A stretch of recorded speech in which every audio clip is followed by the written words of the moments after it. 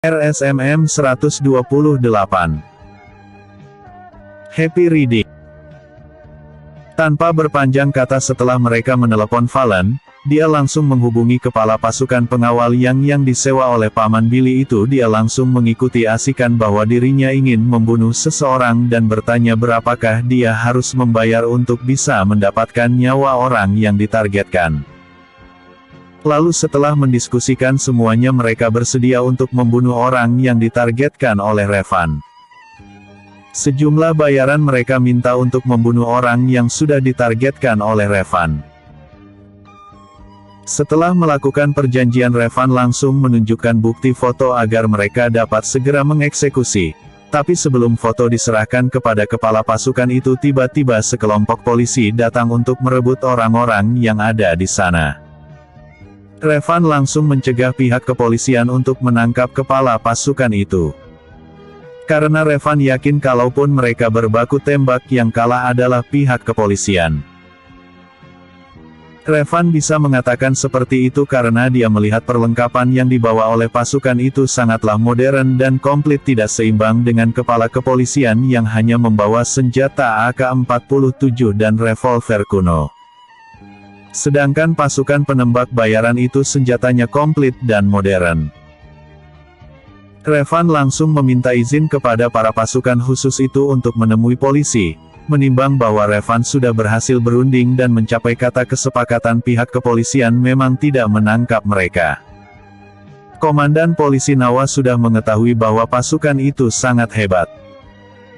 Akan tetapi sebenarnya dia tidak dapat begitu saja melepaskan masukan yang sudah memporak-porandakan desa bagian selatan itu. Revan juga mengingatkan kepada komandan polisi itu bahwa mereka kalah jumlah dan kepandaian dalam membunuh. Bahkan Revan sudah memiliki deal khusus dengan pasukan bayaran itu, maka pihak kepolisian mengambil tindakan preventif untuk menyiagakan kemungkinan-kemungkinan yang bisa terjadi. Komandan, Anda bisa memantau dulu. Kalau memang mereka menolak, bunuh saja langsung. Ingat, siagakan penembak jitu Anda, kata Revan dengan nada lirih. Ia menyuruh anak buahnya melakukan hal yang sama. Revan berbalik kepada kepala pasukan itu dan menyerahkan foto yang menjadi target pembunuh bayaran itu. Selanjutnya, di saat mereka melihat foto tersebut, mereka langsung menolak dengan alasan bahwa melanggar kode etik. Mengingat perjanjian dibatalkan, maka Revan langsung mengkode kepala polisi dan juga bawahan-bawahannya untuk langsung membunuh 10 orang pasukan khusus itu supaya mereka tidak bisa lari atau melakukan kejahatan kembali.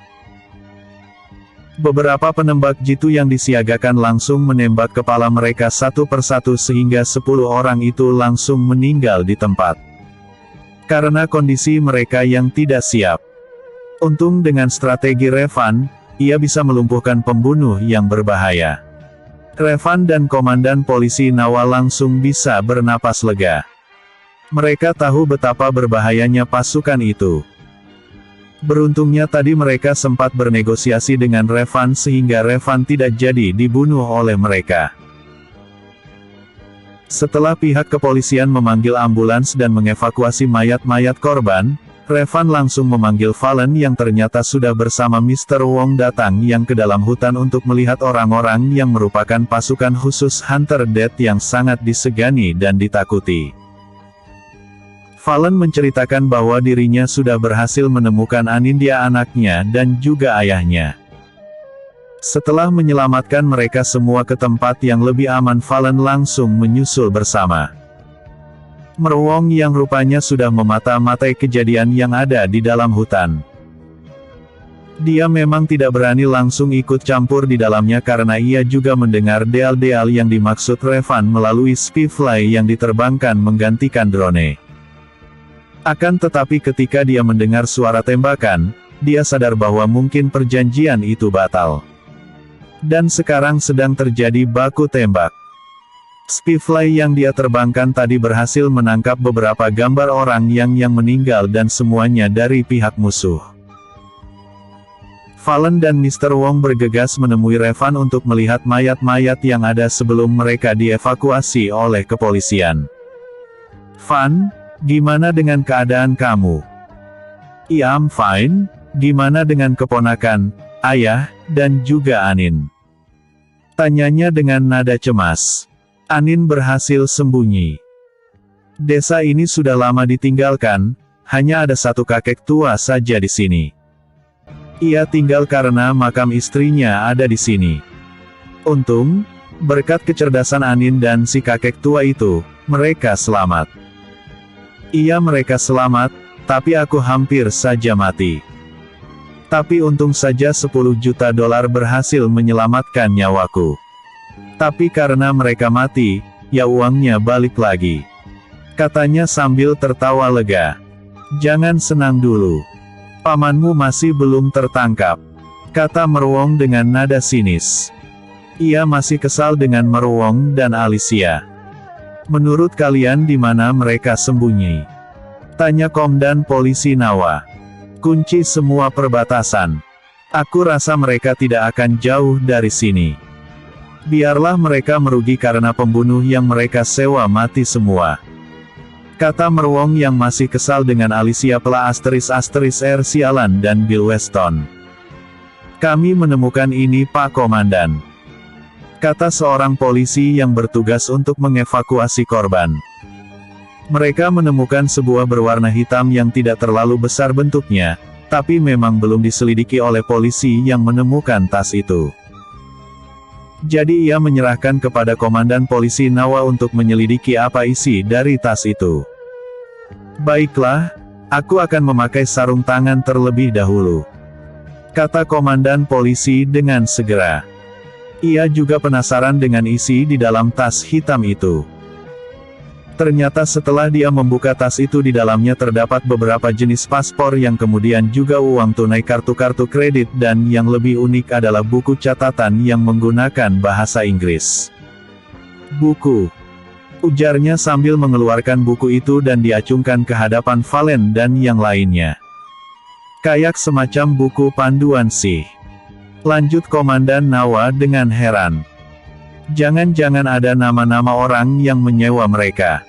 Tanya Valen dengan suara rendah. Ia takut kalau ada yang tahu. Bisa jadi, kata Komandan Nawa dengan cepat. Coba dibaca. Meruong juga turut penasaran. Semuanya dalam bentuk kode-kode angka. Kita sih gak tahu apa ini sebenarnya, kata Komandan Polisi dengan nada heran dan bingung. Aku bisa menerjemahkan, kata Meruong dengan nada yakin sambil meminta kepada Komandan Polisi Nawa sambil mengacungkan tangannya. Pakai dulu sarung tangan kamu. Kalau kamu gak punya nih ku kasih. Ini barang bukti. Bisa jadi ada sidik jarinya, kata Komandan dengan nada sewot. Iya. Ini sudah kupakai. Sini mana? Kata Meruong dengan cepat. Ia ingin tahu pergerakan pasti. Kata Meruong. Ternyata dugaan kita benar, ini adalah kode untuk orang yang menyewa kerjaan mereka, kata Meruong dengan nada yakin. Itu cuman angka-angka saja padahal ya? Tanya Valen sambil mengintip kode-kode yang ada di buku catatan itu. Itu bisa jadi barang bukti ya? Kata Revan dengan kagum dengan kemampuan Meruong. Ada kode pamannya Valen. Lanjut Revan sambil menatap Meruong. Tidak ada. Apakah paman kamu menyewa dengan nama lain? Tanya Meruong dengan kesal. Dendam kesumat Meruong di ubun-ubun. Ia kesal dengan Alicia dan Bill. Karena mereka dia kehilangan orang-orang hebatnya. Yang tinggal sekarang hanyalah orang-orang yang merupakan second liner saja. Sebaiknya kalian pulangan beristirahat. Terutama kamu, Val. Jaga istri dan anak kamu. Ayah biar aku saja yang urus, kata Revan sambil menepuk bahu saudaranya itu. Valen hanya mengangguk saja mendengar nasihat dari saudara angkatnya itu. Meruong, kita harus tetap berkoordinasi. Kita tidak bisa membiarkan Bill dan Alicia pergi begitu saja, kata Valen dengan wajah lelah. Mungkin bukan saja Valen tapi semuanya. Bayangkan Valen dan Revan harus berkoordinasi sejak dini hari dan ini sudah hampir menjelang maghrib. Baiklah, bro. Kita mesti keep in touch. Aku akan menghubungi kalau aku sendiri mendapatkan kabar, kata Mer. Wong dengan segera, ia mengembalikan barang bukti yang harus dibawa oleh Komandan Polisi Nawa. Baiklah, kalian beristirahat. Kalau ada info ada baiknya kalau kalian membagikannya kepada kepolisian. Biar kita menyelesaikan sisanya, kata Komandan Polisi Nawa dengan nada bijaksana. Kami mengerti, kata Revan sambil menganggukkan kepalanya. Setelah Komandan Polisi pergi, Valen langsung berbisik lirih kepada Merwong. Jangan lupa kalau kamu menemukan jejaknya, segera kabari aku. Aku ingin kamu menghabisinya di depan mataku, kata Valen dengan nada lirih. Dia tahu kalau sampai ini terdengar oleh Komandan Polisi urusannya bisa panjang. Tapi jelas ia tidak akan mau melepaskan pamannya yang gila itu. Kamu mesti menemukan tempat lain untuk persembunyian Anin dan ayah loh, bro. Paman kamu berarti sudah tahu keberadaan mereka. Kita harus waspada, kata Revan dengan berbisik juga. Merwong yang mendengar tentang ketakutan mereka, langsung menawarkan diri. Apa kalian mau kalau mereka tinggal di tempatku saja? Tempatku sangat terjamin kalau masalah keamanan. Bahkan kalau mereka membawa bom sekalipun, aku masih bisa mengatasinya, kata Merwong dengan nada jumawa. Emang sebagai ketua mafia, ia harus memastikan kalau tempatnya aman 100% dari serangan musuh. Revan dan Valen berpandangan, mereka sebenarnya tidak suka mengandalkan orang lain apalagi tinggal di tempat asing, tapi apa boleh buat. Apakah Alicia tidak tahu akses rumah kamu sama sekali? Karena kamu jangan lupa kalau Alicia juga masih hidup loh, kata Valen mengingatkan.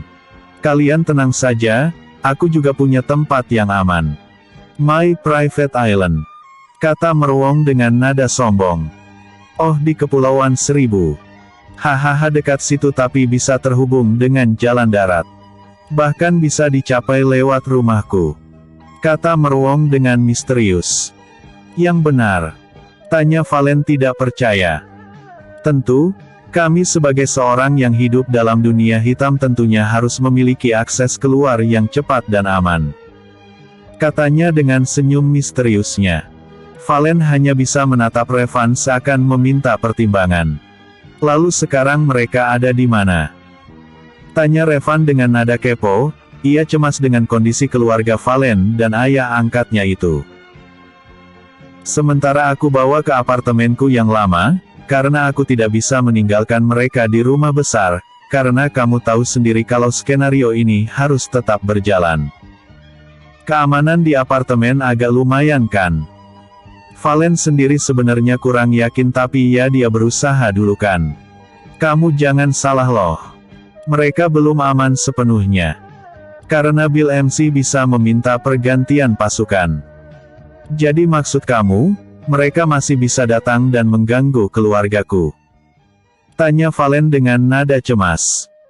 Kalau begitu kita harus segera ke sana, kata Revan bergegas ke apartemen Valen yang lama.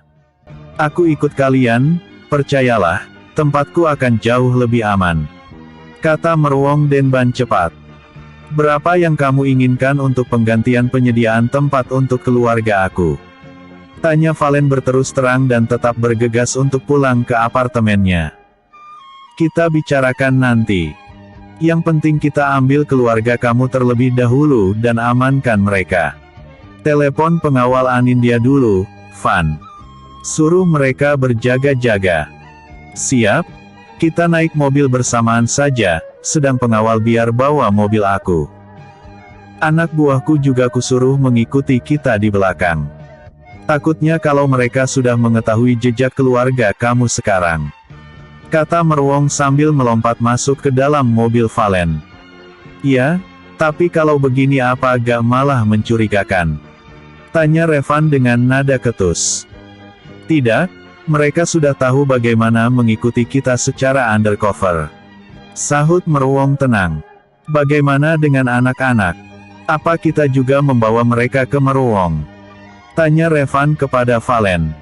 Ibunya tidak akan rela meninggalkan Liam dan Lios sendirian tanpa dirinya. Jadi jawabannya adalah iya. Sahut Valen dengan tegas. Oke, bro. Jadi kita akan berlindung di tempat kamu. Kata Valen dengan tenang.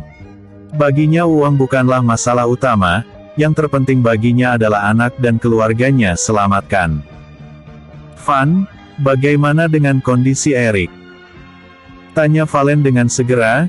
Ia ingat dengan sahabatnya yang pagi tadi masuk rumah sakit gara-gara Alicia dan Bill. Semoga saja kondisinya tidak mengkhawatirkan.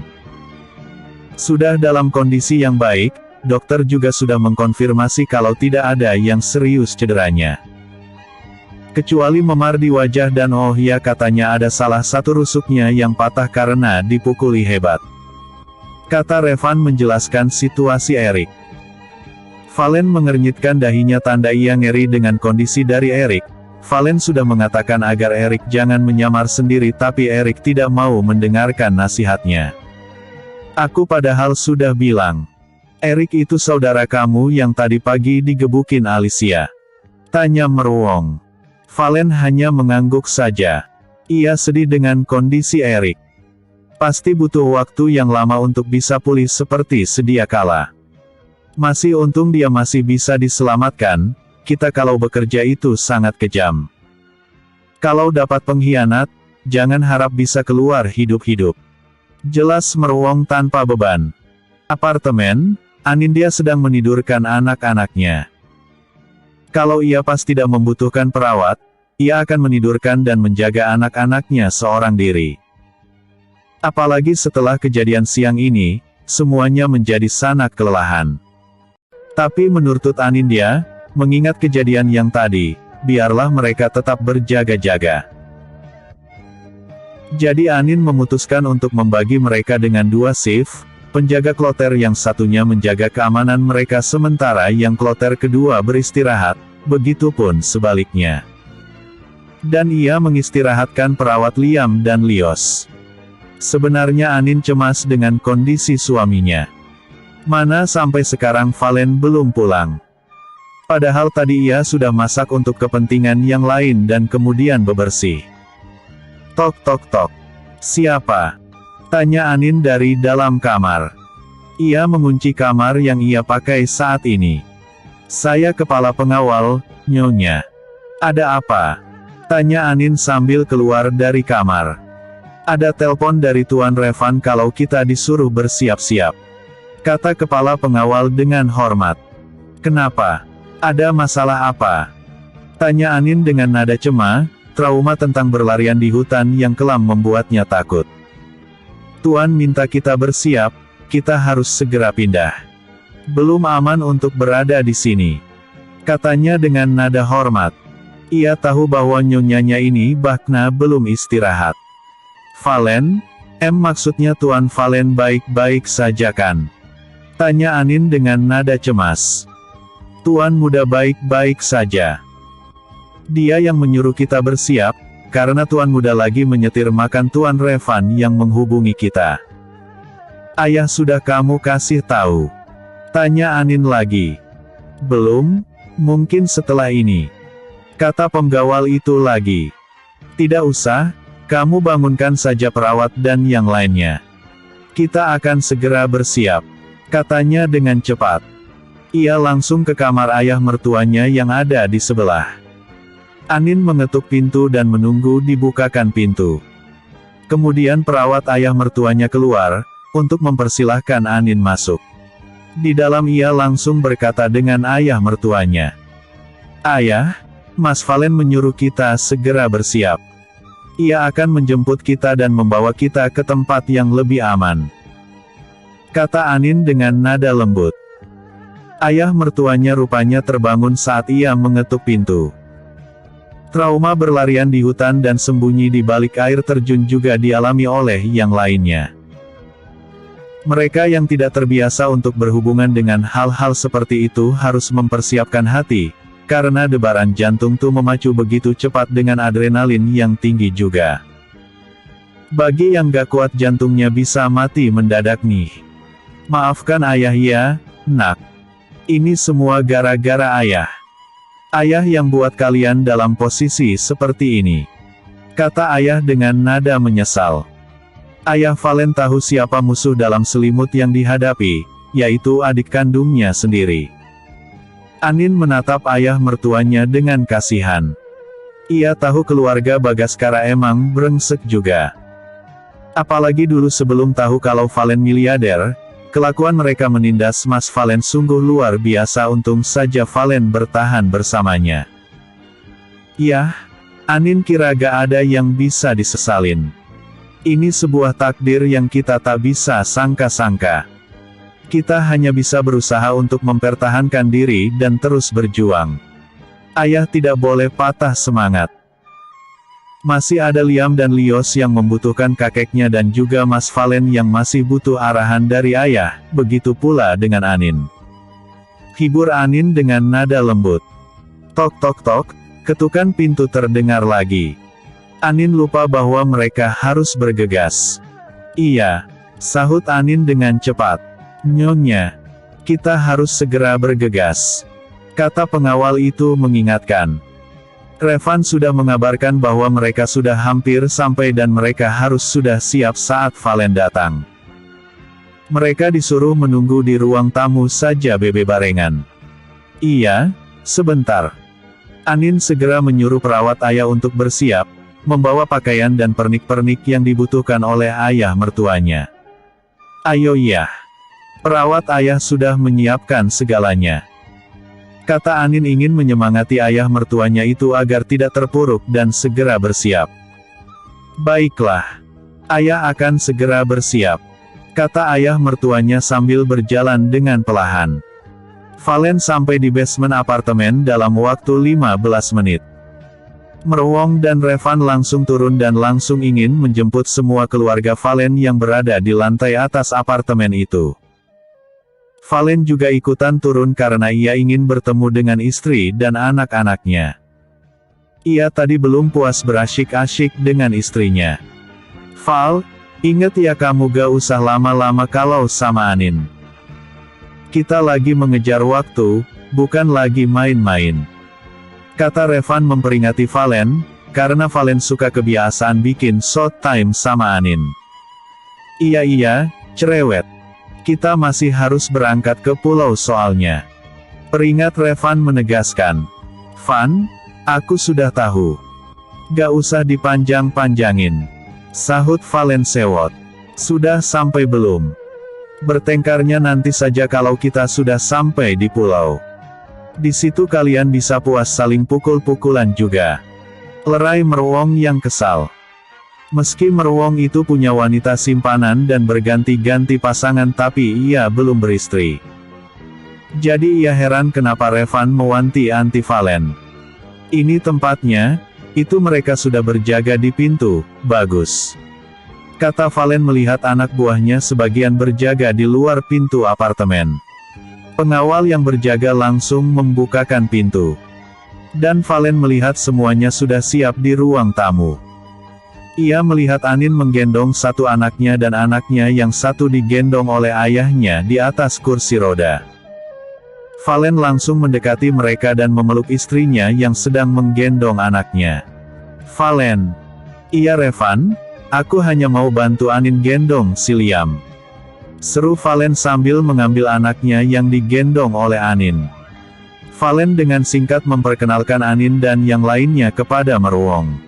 Dan Merwong pun menatap Anin dengan tatapan tak terbaca. Melihat hal itu Valen mengingatkan. Itu istriku. Kamu gak usah ngelihatin sampai kayak gitu. Katanya dengan posesif. Gak aku iri aja sama kamu, bisa memiliki istri yang cantik dan anak yang lucu-lucu.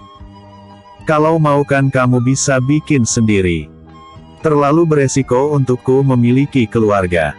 Itu akan menjadi titik lemah aku nantinya. Kalau kamu selamanya memikirkan begitu, maka kamu gak akan memiliki keturunan. Katanya sambil menepuk bahu Meruwong dan segera bersiap membawa keluarganya keluar dari apartemen itu.